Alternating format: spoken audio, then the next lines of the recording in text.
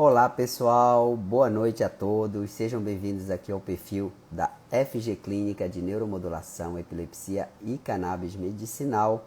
Hoje, dia 2 de setembro, são exatamente 20 horas. Oi, dona Rose Ataídes, obrigado pela sua pergunta. Qual vai ser o tema de hoje, pessoal? Hoje eu separei para falar para vocês uma dúvida muito comum que as pessoas têm. Como que a gente diferencia o que é uma crise de epilepsia dos outros tipos de crise? Então vocês vão ver, por exemplo, que pessoas podem ter crises por várias razões. Problemas cardiovasculares, problemas endocrinológicos, problemas de hormônio, enxaqueca, problemas psicológicos, estresse, ansiedade. Várias situações que não são epilepsia podem dar crises que muitas vezes se assemelham a uma crise de epilepsia, viu, pessoal? Então, eu separei esse tema aí para vocês, então aproveitem aí para fazer as perguntas, para tirar as dúvidas de vocês, para colocar exemplos, que a live de hoje está supimpa. Boa noite, dona Marilena, Docinho de família tá aqui também, boa noite. Tá todo mundo me ouvindo bem? Se estiver me ouvindo bem, dê um joinha aqui, tá? Se tá tudo ok com o áudio. E já vamos aproveitar para pegarmos esse aviãozinho que tá aqui embaixo e vamos compartilhar com todo mundo aí do perfil de vocês, para a gente poder trazer o maior número de pessoas aqui para a live, né? É muita dúvida. Eu, inclusive, pessoal, já recebi pacientes que vieram inclusive com indicação de cirurgia para mim, e quando a gente foi avaliar o paciente, né, avaliar com mais cuidado, percebemos que nem epilepsia era. Então, para vocês verem como isso pode acontecer e muitas vezes até engana, né, pode até enganar, digamos assim, o médico, o paciente. Inclusive pessoas que já estavam tomando medicamento há décadas, mais de 10 anos, 20 anos às vezes, achando que tinha epilepsia, e quando a gente foi investigar, não era epilepsia. Para vocês verem como a gente tem que ficar de olho. Yuri Cauã está aqui, seja bem-vindo, Yuri Cauã. Yasmin, Lua Sati está aqui, Claudiane Gonçalves também está aqui. Pessoal,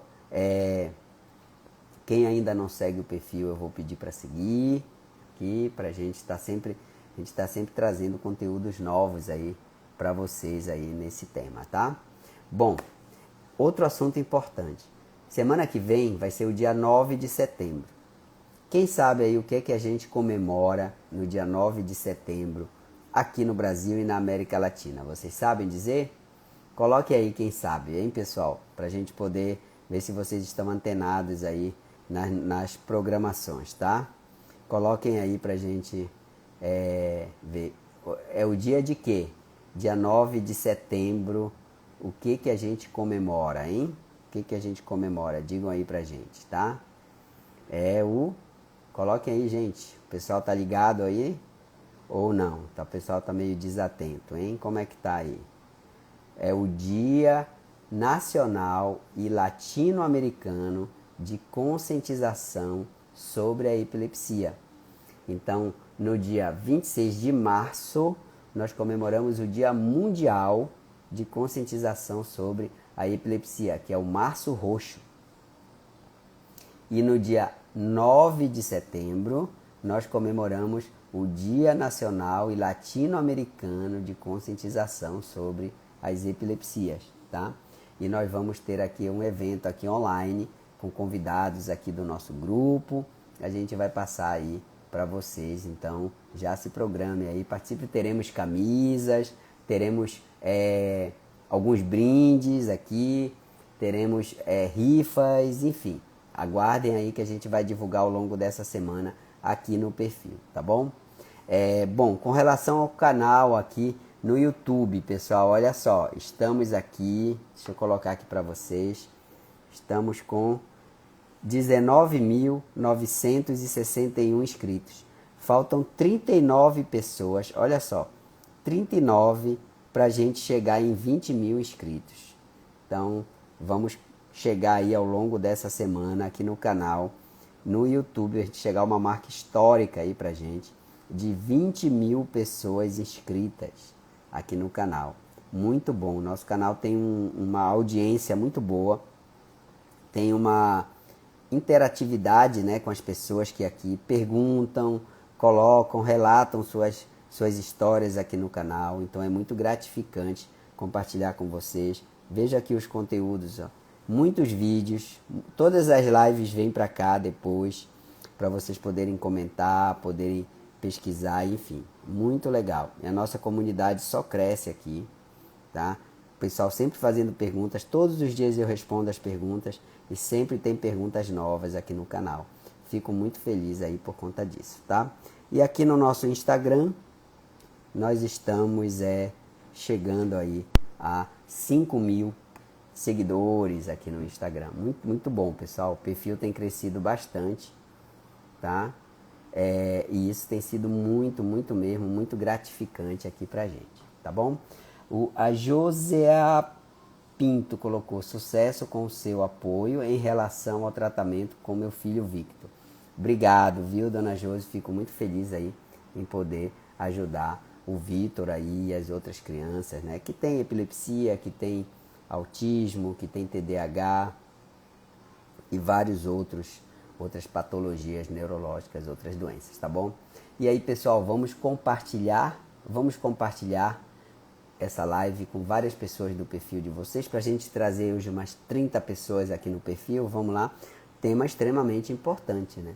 Quem sofre com epilepsia sabe como é ruim ter as crises, né?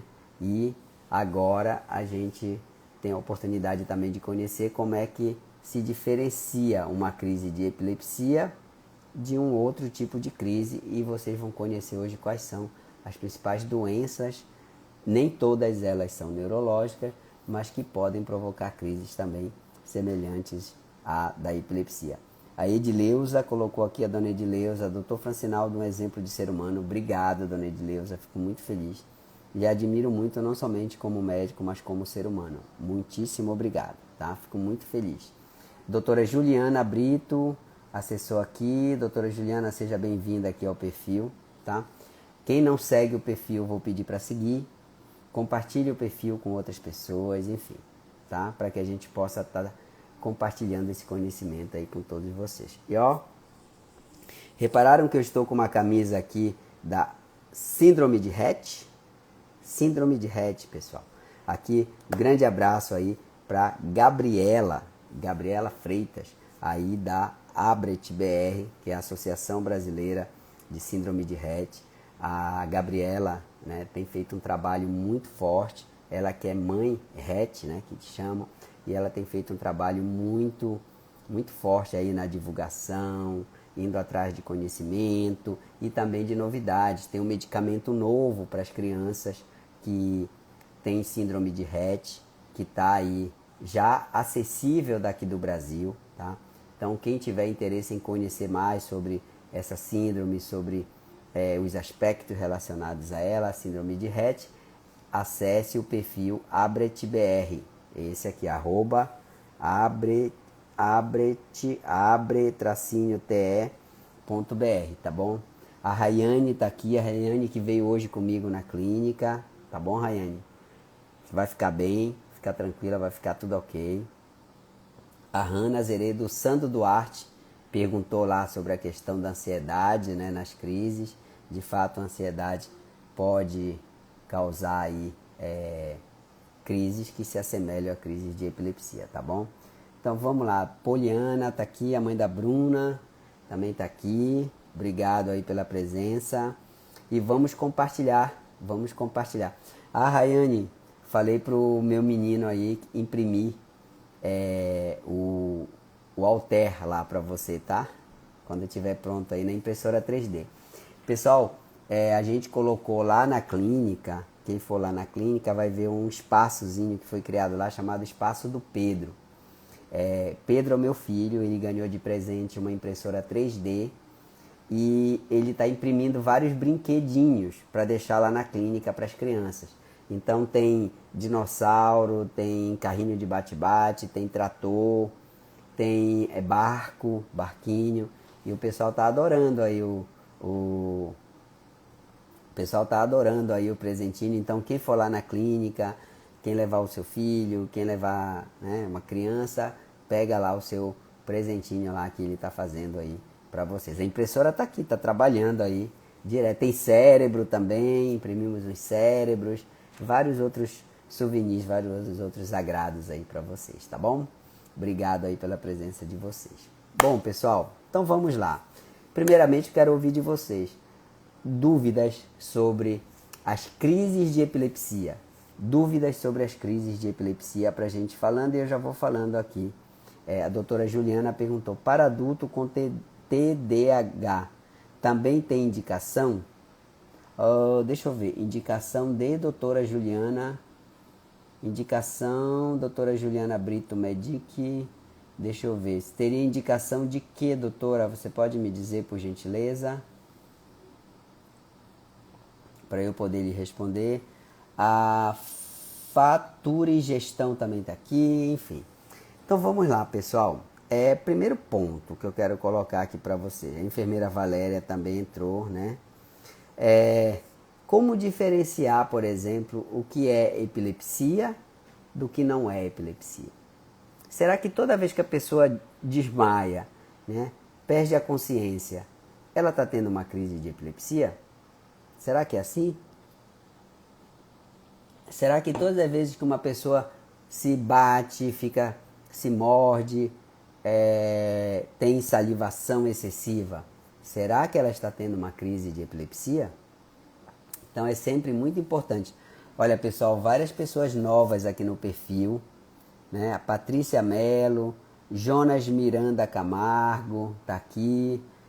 J. Aristides, enfermeira Valéria. Pessoal, todo mundo que está entrando aí, vamos seguir o perfil, vamos compartilhar o perfil e vamos compartilhar essa live no perfil de vocês, tá?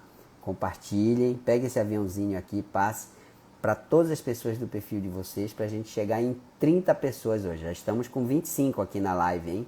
Faltam só 5, agora 26. Faltam só 4 para a gente chegar em 30 pessoas aqui, vai ser um marco. E lembrando que a live da semana que vem vai estar supimpa, que vai ser uma live comemorativa do Dia Nacional e Latino-Americano de conscientização sobre as epilepsias. Tá bom, pessoal? Então, conto com vocês aí, hein? Participe com a gente, teremos camisas, teremos uma série de agrados aí para vocês, tá bom? Então, a pergunta que eu estava fazendo é, será que toda crise em que a pessoa perde a consciência, tem abalos musculares, muitas vezes saliva, faz xixi na roupa, fica se batendo, será que toda crise assim é crise de epilepsia? Né? Então, como que a gente faz para diferenciar o que é epilepsia do que não é epilepsia, certo? Lembrando que muitas doenças neurológicas e não neurológicas também podem cursar com crises semelhantes. Então, o primeiro ponto que eu quero colocar para vocês existem doenças que se manifestam de forma que a gente chama paroxística. Tá? O que é paroxística? Ela vem e depois vai. Elas vêm e depois vai. Né? Quais são essas doenças, por exemplo, que se manifestam dessa forma? Vamos lá. Primeira delas, problemas cardíacos. Existem algumas arritmias cardíacas, né? Que é aquela hora que o coração bate, digamos assim, descompassado. Existem determinadas arritmias cardíacas que se manifestam dessa forma, tá? Ela dá uma crise quando... Olha, pessoal, chegamos em 30 pessoas aqui no perfil, hein? Parabéns aí, viu, pessoal? Obrigado aí a todos. Vamos continuar compartilhando para a gente chegar em 40 agora. Chegamos a 30 pessoas aqui no perfil. Show de bola, ó. Obrigado aí.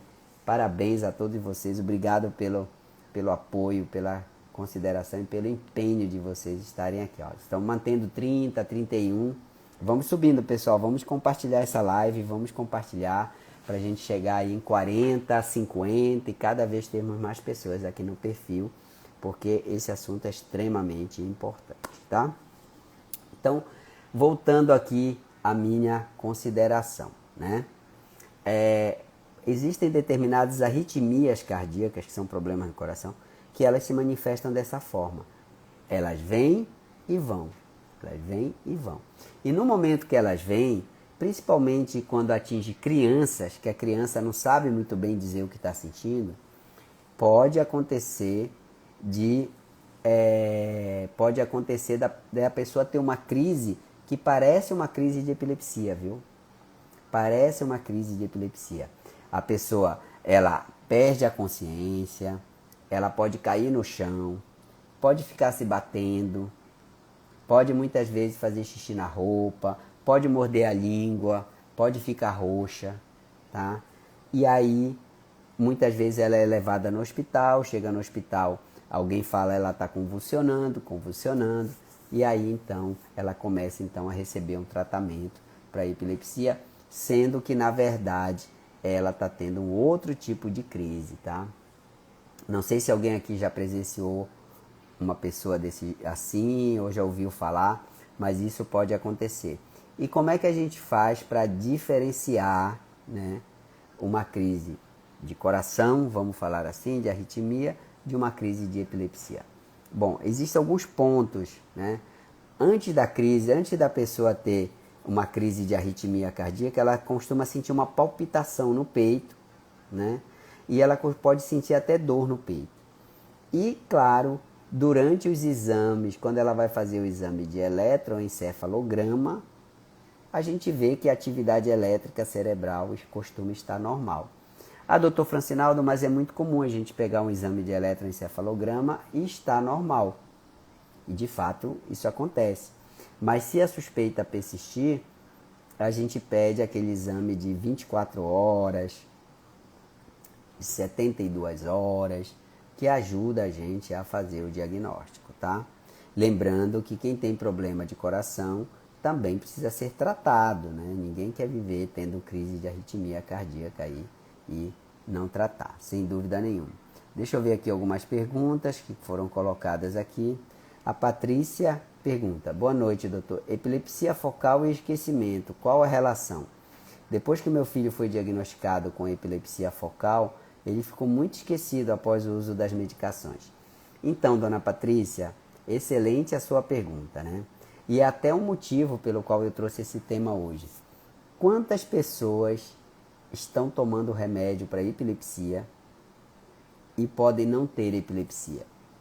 Muita gente. É muito comum isso acontecer.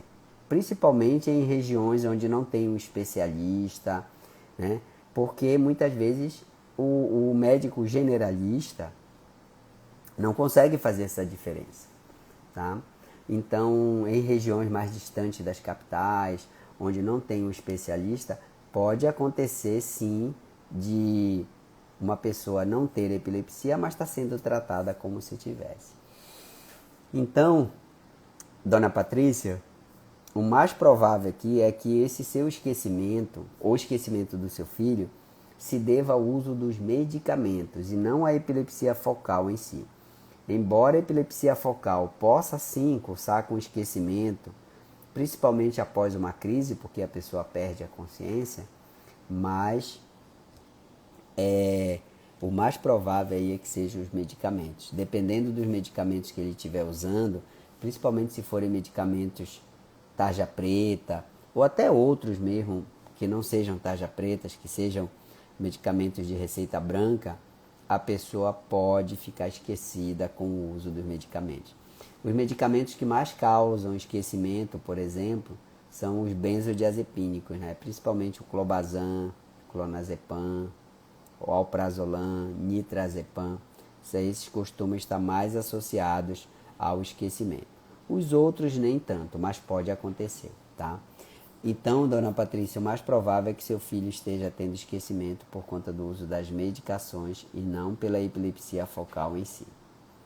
O Sandro Duarte: quando os eleitores do cérebro falam o quê?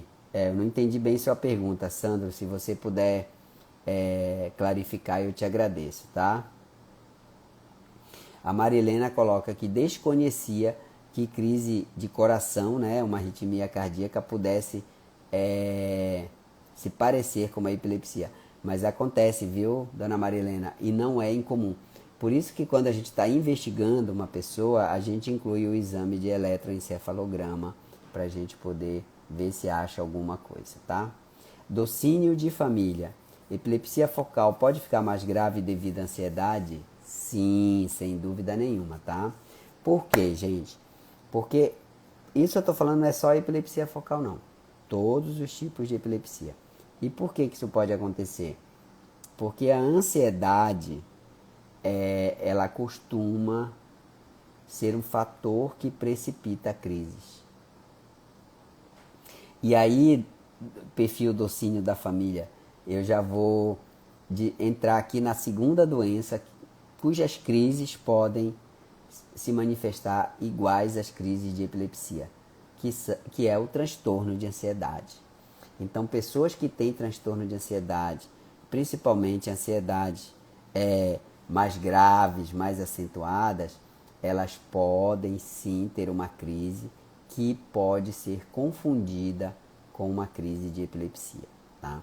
E claro, quando você vai conversar com a pessoa, você já percebe, né, que ela tem um perfil ansioso, que ela é se estressada, que ela dorme mal, enfim, que ocorrem vários, já tem todo um cenário,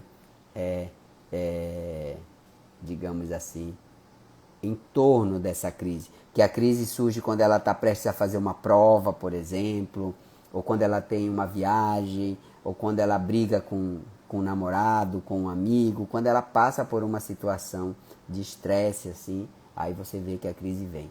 Costuma ter muito essa relação. E também, pessoal, muitíssimo importante, olhem só, prestem muita atenção no que eu vou falar aqui.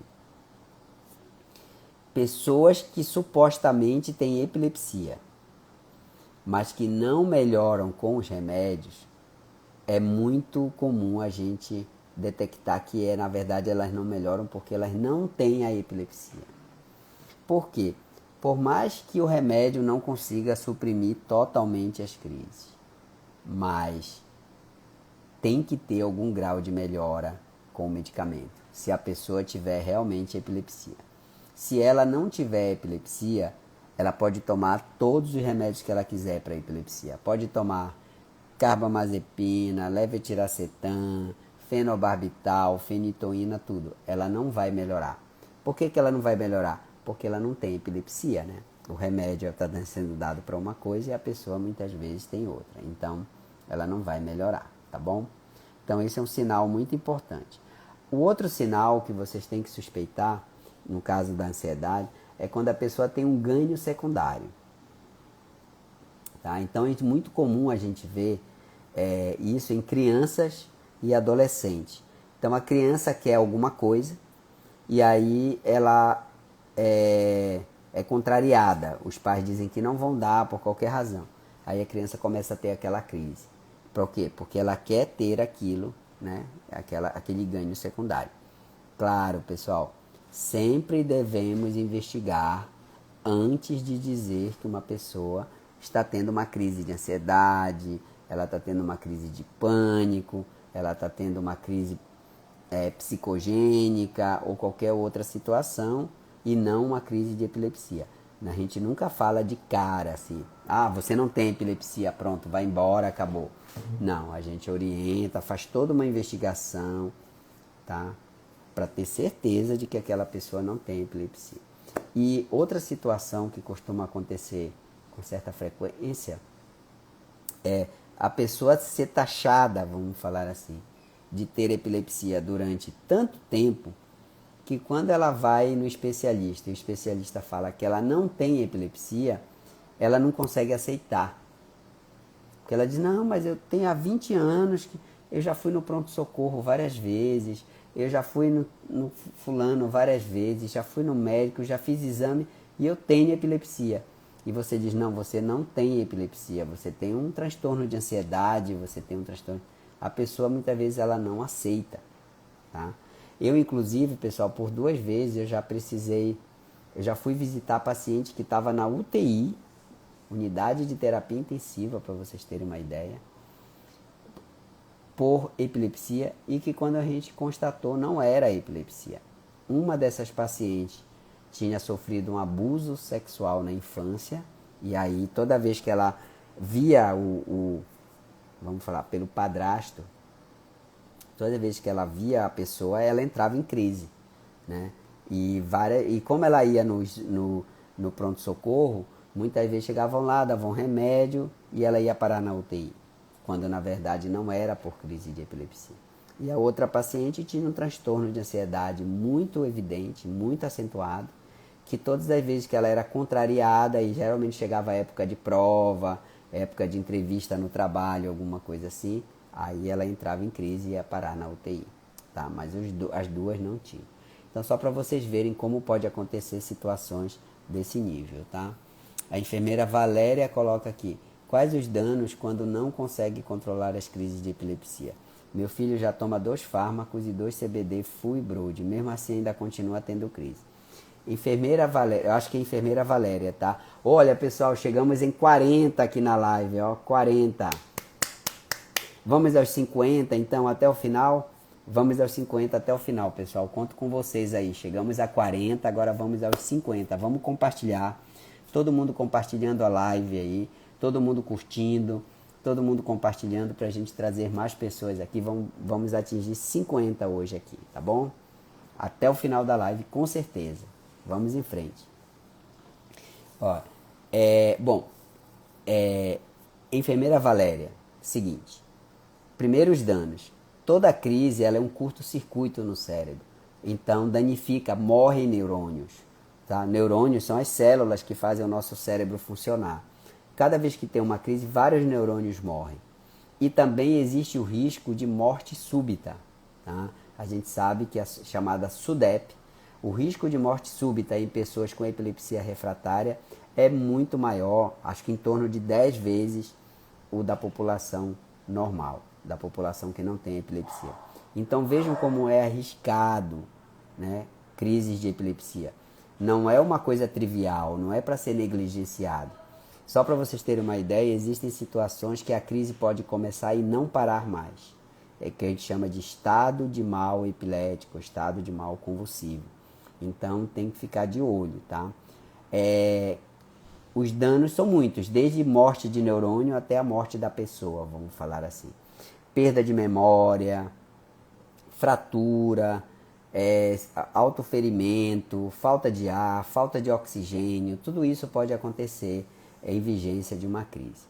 E se o seu filho está tomando 2 remédios e não melhorou, ele precisa ser avaliado para o tratamento cirúrgico, tá? Claro, não tem como dizer aqui qual é o tipo de cirurgia, nem como vai ser, mas agende uma consulta com a gente aqui para o seu filho, para a gente avaliar ele e definir. Inclusive a FG Clínica de Neuromodulação, Epilepsia e Cannabis Medicinal está entre as melhores aí do Brasil em tratamentos cirúrgicos da epilepsia, tá? Só hoje foram vários pacientes no consultório com indicação de cirurgia. E a gente faz a cirurgia aqui em Belém, faz a cirurgia em São Paulo e em outros lugares do Brasil, conforme a necessidade de cada um, tá? Então, agende uma consulta aqui, converse com o nosso time para avaliar o seu filho. Porque se ele está nessa situação, primeiro que ele está sob risco e segundo que ele pode não estar sendo tratado com o que tem que ser, tá? Não tenho como afirmar aqui se é cirurgia mesmo, qual tipo de cirurgia, porque isso depende de uma avaliação. Mas eu já lhe digo que o contexto que a senhora colocou aqui é grande chance dele precisar de uma cirurgia, e com a cirurgia ele pode ter muita qualidade de vida e a senhora também, tá bom? Então, agende a consulta aí, converse com a gente, fale com o nosso time, que vai ser um grande prazer poder ajudar o seu menino aí, tá bom? Vamos lá. Quem mais? Silva Quadros, epilepsia generalizada e refratária. Fiquei com perda cognitiva diagnosticada. Por quê?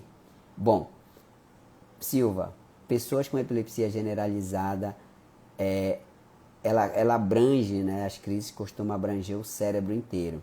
Então, conforme essa epilepsia vai evoluindo, pode ter algumas perdas de memória, perda de orientação, perda cognitiva ao longo da trajetória, principalmente se a pessoa tem muitas crises, tá? E também tem o uso dos remédios, né? Queira ou não, os remédios para epilepsia são remédios sedativos, são remédios que às vezes atrapalham a concentração, atrapalham o raciocínio, atrapalham a memória, enfim, então tudo isso pode estar contribuindo, tá bom? Por isso que a pessoa com epilepsia não é só tomar o remédio, nem só fazer o tratamento. Às vezes ela tem que fazer uma psicoterapia, tem que fazer terapia ocupacional, tem que usar a mente dela, né, exercitar a mente para evitar esses danos que podem acontecer, essas alterações que podem acontecer a longo prazo, tá? A Paula Macilene: minha filha mais velha já tomou remédio para epilepsia, sendo que ela não era. Foi um erro clínico achar que a minha filha era epilética. Graças a Deus foi percebido a tempo. Boa noite. Obrigado. Tá vendo, dona Paula? Então, obrigado pelo seu exemplo, que isso acontece muitas vezes com muitas pessoas, tá? E às vezes nem sempre se consegue fazer o diagnóstico, tá? Obrigado pelo seu testemunho aqui para mostrar para as pessoas que isso pode acontecer. Aline Gomes Monteiro: e onde entram os casos classificados como epilepsias de difícil controle por não responder aos medicamentos? Dona Aline Gomes, as epilepsias de difícil controle foi o que eu coloquei anteriormente aqui da enfermeira Valéria. É o quê? Que é uma epilepsia de difícil controle? É aquela em que a pessoa tem crises, apesar de tomar 2 ou mais medicamentos da forma correta. Então, isso é epilepsia de difícil controle. Toda vez que tem uma pessoa com de epilepsia de difícil controle ou epilepsia refratária, para usar o termo técnico, tem que ser avaliado para a possibilidade do tratamento cirúrgico, tá? Por quê?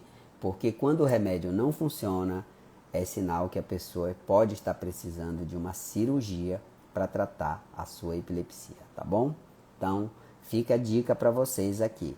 Tomou 2 ou mais remédios na dose correta por pelo menos 3 meses e continua tendo crise, tem que ser avaliado para a possibilidade de cirurgia, tá? E hoje existem vários tipos de cirurgias, eu posso até fazer uma live mais para frente falando da cirurgia, mas é isso que tem que ser feito, tá bom? Então, dona Aline também, caso tenha interesse, agende uma consulta com a gente aqui, que a gente avalia e define se tem indicação de cirurgia mesmo ou não. Olha, pessoal, estamos com 45 pessoas na live, faltam só 5 para a gente chegar em 50. Vamos lá, pessoal, vamos bater os 50 aí, vamos ultrapassar os 50 aí nessa noite, até o final da live. Vamos junto, viu? Vamos compartilhar, curtir, tá? Para trazermos mais pessoas aqui para a live. Quarsma Ian: sem crise durante meses, poderá acontecer de ocorrer de ter irritabilidade e ansiedade excessiva? Pode acontecer sim.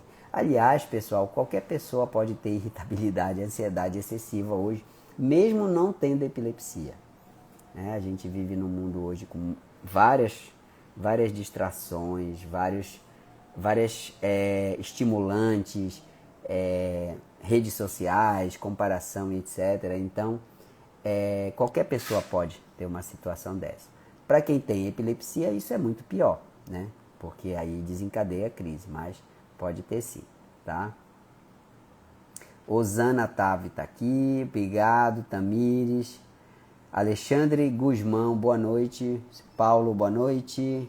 Privix Helenzinha também está aqui, o pessoal está chegando aí.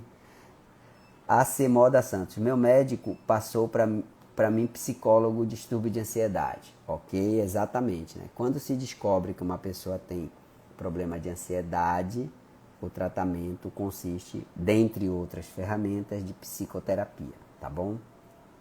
Sandra Soraya começou a seguir. Obrigado, Sandra. Obrigado, dona Sandra. Tá seguindo aqui o perfil. Pessoal, quem ainda não segue, peço para seguir, para a gente chegar aí em 5.000 seguidores aqui. Já estamos perto disso aqui no perfil.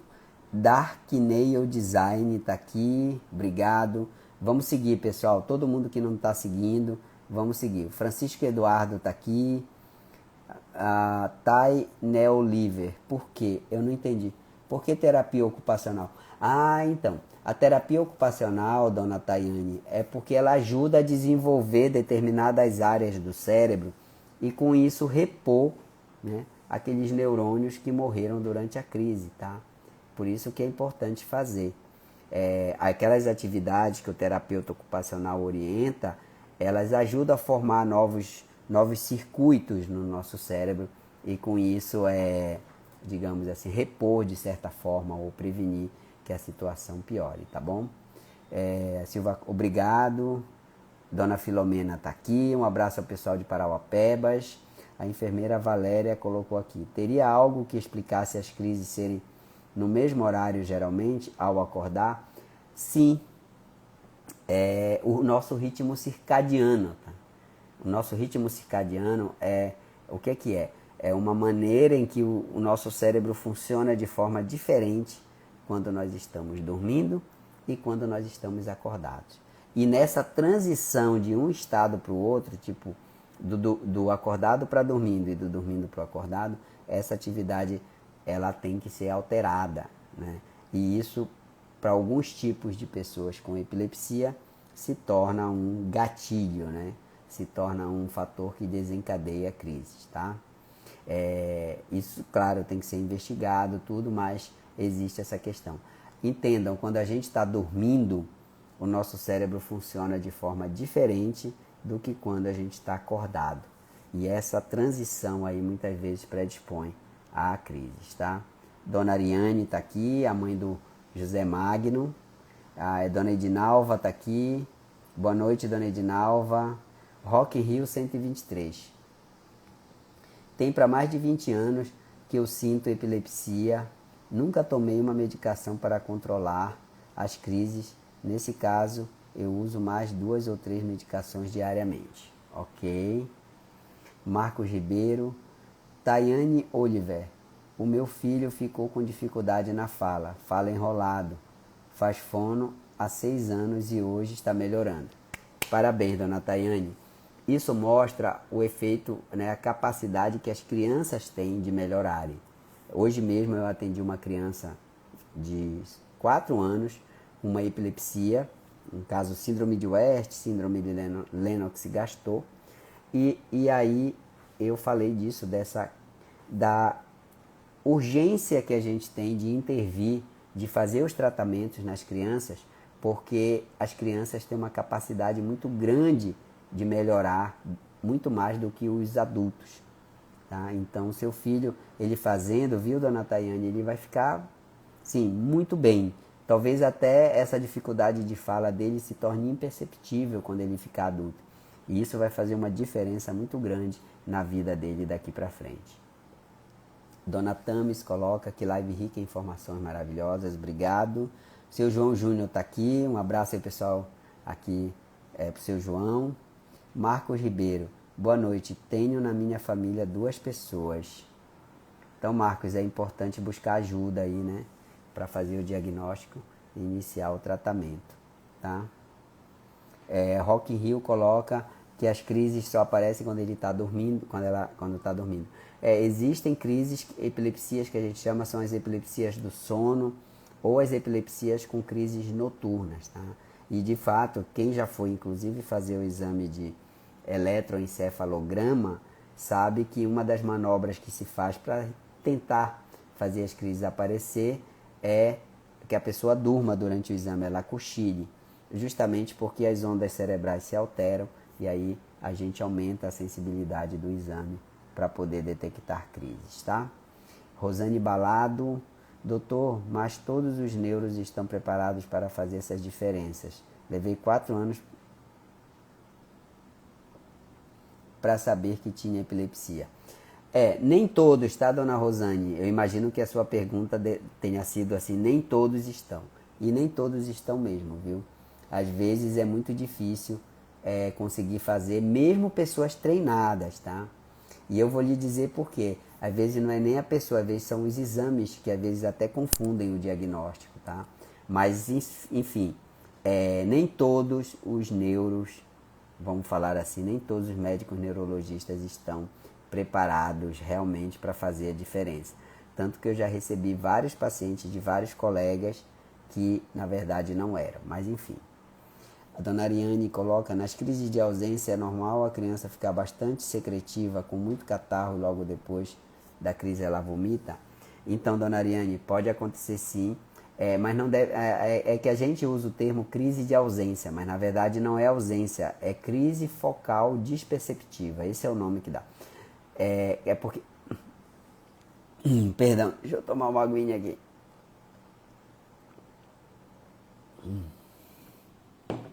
Ok. Na crise em que a pessoa perde a consciência,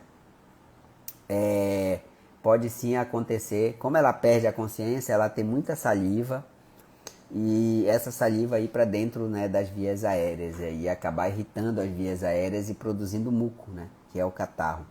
E depois, como essas crises a pessoa está com muita salivação, muitas vezes ela tem enjoo depois e pode vomitar sim, tá? O Sandro agradece a live, obrigado. Francileia perguntando: meu filho tem crise, 16 anos de epilepsia.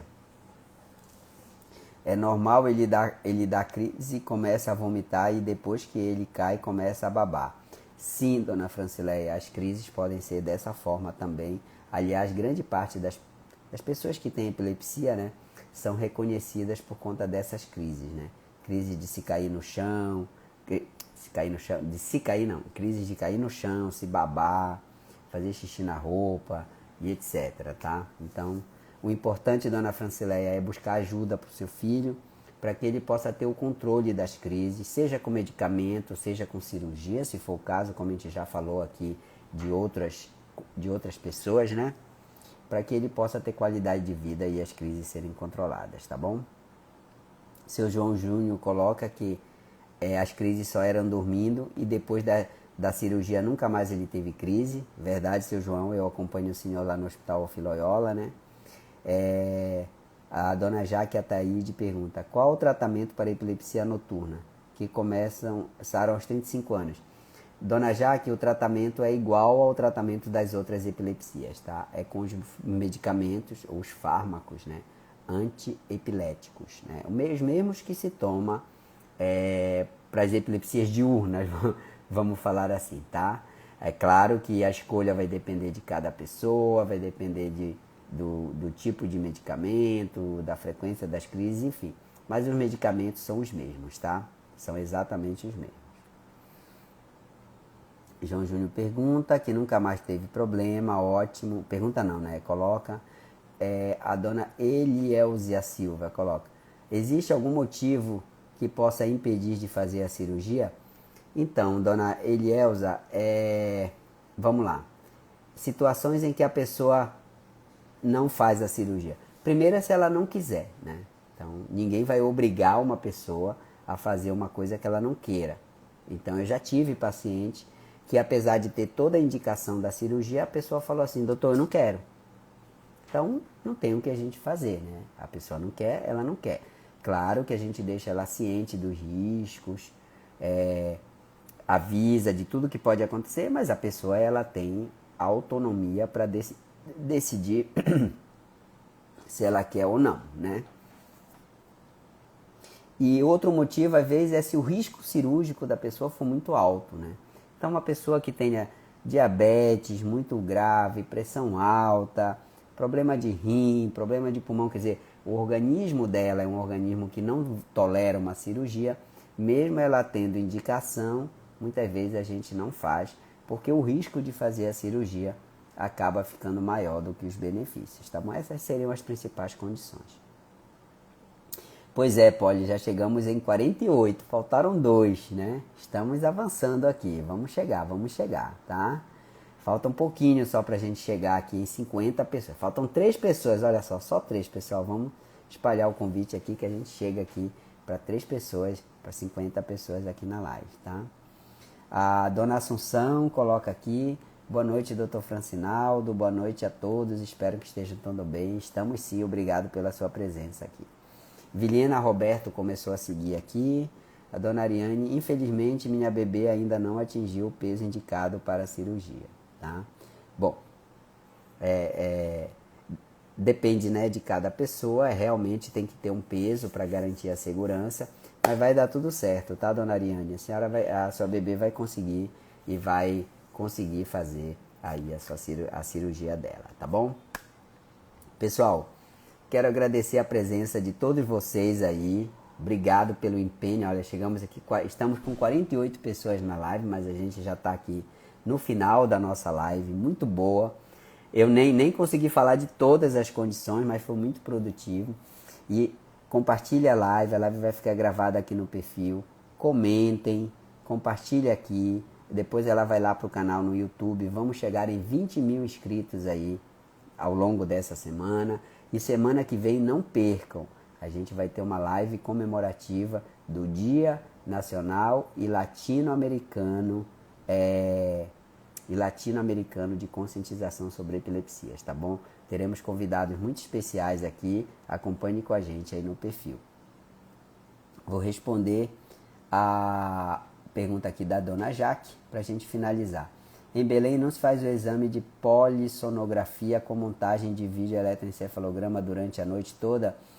Meu marido tem crises noturnas e não conseguimos um neuro que tivesse uma boa conduta. Dona Jaque, quer agendar uma consulta com a gente conversa, eu posso avaliar o seu marido e ver. Até onde eu sei, eu vou dar uma verificada, mas até onde eu sei faz sim o exame, a gente consegue fazer, tá? Mas a gente confirma. Agende uma consulta com a gente, deixa a gente avaliar o seu marido, que a gente vai achar o melhor caminho aí para ele, tá bom, dona Jaque? E a dona Patrícia, quando o EEG indica epilepsia, tem como dar o contrário? Tem sim, gente. Não é o EEG que faz o diagnóstico de epilepsia, tá, dona Patrícia? Ou pelo menos não é ele sozinho. É um conjunto de coisas. Eu já peguei paciente com o EEG mostrando, mas que não tinha sentido. Porque lembrem que o EEG é um exame operador dependente. Então, muitas vezes, a pessoa que olhou ali o exame pode dar um laudo errado, pode cometer erros. E também, às vezes, dependendo de como a pessoa está no momento do exame, pode dar atividades alteradas e isso não ser epilepsia. Então, fique atenta a isso. Não é só o exame que faz o diagnóstico, é o contexto todo. Por isso que tem que procurar um profissional devidamente qualificado, um profissional experiente, para poder achar o melhor caminho aí para o tratamento, tá bom? Pessoal, mais uma vez, muito obrigado. Parabéns aqui a Gabriela aqui, né? Muito bons avanços que estão ocorrendo aí para as crianças com síndrome de Rett. E vamos juntos e até a nossa próxima live, tá bom, pessoal? Brigadão a todos. Na próxima live a gente vai passar de 50, vai chegar nos 100 aqui na live, tá bom? Porque vai ser uma live incrível de comemoração ao Dia Nacional e Latino-Americano de Epilepsia. Um abraço, uma ótima noite a todos e até a nossa próxima live. Tchau, tchau.